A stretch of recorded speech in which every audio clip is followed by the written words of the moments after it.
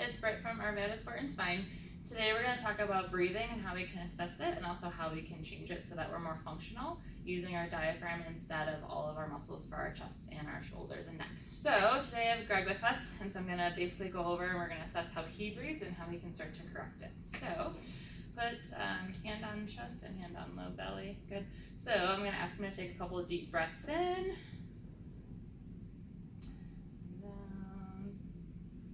One more big one.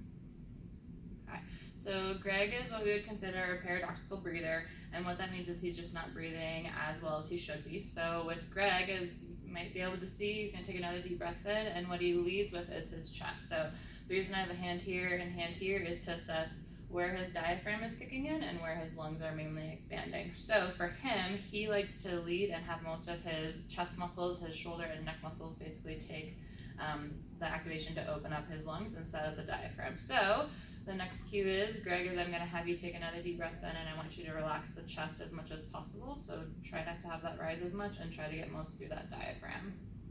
So most through the bottom hand.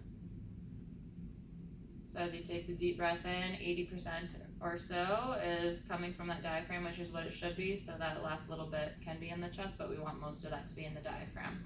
So if Greg is having a hard time understanding how it feels to properly breathe through the diaphragm, I'm actually going to have him flip over onto his stomach, and we're going to do what's called alligator breathing. So flip on over.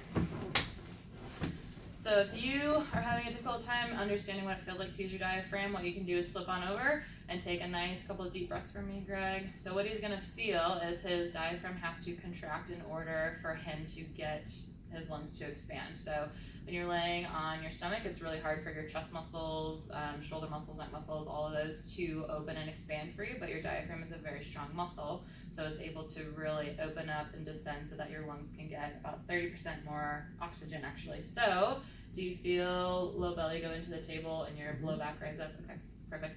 So I hope you found this helpful. Breathing is really important as far as if you're doing any kind of sport-related activity, or if you're just sitting, you can easily sit and turn off the diaphragm. So this is a great way to relearn and re-educate how to use your diaphragm. So thanks for watching. We'll see you guys next time.